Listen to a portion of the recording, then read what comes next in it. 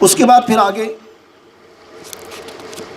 ایک اور چیز کا ذکر ہے اس کے 17ویں رکوع میں، وہ یہ ہے کہ اللہ تعالیٰ فرماتے ہیں افغیر دین اللہ یبغون وَلَهُ أَسْلَمَ مَنْ فِي السَّمَاوَاتِ وَالْأَرْضِ طَوْعًا وَكَرْهًا وَإِلَيْهِ يُرْجَعُونَ۔ اللہ تعالیٰ فرماتے ہیں کہ کائنات کی ہر چیز مسلمان ہے۔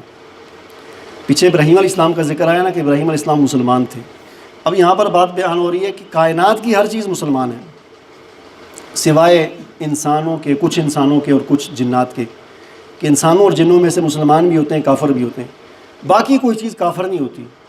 یہ کتے بلیاں کافر نہیں ہیں، یہ درخت کافر نہیں ہے، کائنات کافر نہیں ہے، سورج چاند ستارے۔ فرمایا کہ اس کائنات کی ہر چیز مسلمان ہے۔ افغیر دین اللہ یبغون وَلَهُ أَسْلَمَ مَنْ فِي السَّمَاوَاتِ وَالْأَرْضِ طَوْعًا وَكَرْهًا۔ ہر چیز مسلمان ہے، چاہے وہ زبردستی کی مسلمان ہے یا اپنی آرام سے مسلمان ہے، لیکن ہر چیز مسلمان ہے۔ لیکن یہ محض ایک انسان ہے یا جنات ہیں کہ ان کو اللہ نے اختیار دیے ہوئے، کچھ مسلمان ہوتے ہیں، کچھ کافر بن جاتے ہیں، کچھ ہندو بن جاتے ہیں، کچھ کیا بن جاتے ہیں۔ اور اس کے بعد آگے پھر وہ فرمایا کہ وَمَن يَبْتَغِ غَيْرَ الْإِسْلَامِ دِينًا فَلَن يُقْبَلَ مِنْهُ۔ جس نے دین اسلام کے علاوہ کوئی اور نظام یا کوئی اور دین اختیار کیا، وہ ہرگز اللہ کو قابل قبول نہیں ہے۔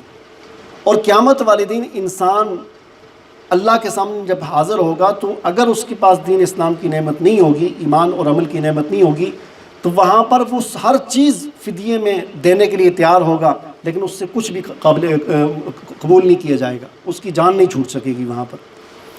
اس کے بعد پھر آگے فرمایا کہ ان الذین کفروا وماتوا وهم کفار، وہی والی بات کہ جو لوگ کافر ہیں اور کفر کی حالت میں وہ اگر مر گئے، فلن يقبل من احد ملء الارض ذهبا ولو افتدى به، اگر وہ زمین بھر کے بھی اللہ کو سونا دیں گے فدیے میں اپنی جان چھڑانے کے لیے، تو ان سے قبول نہیں کیا جائے گا۔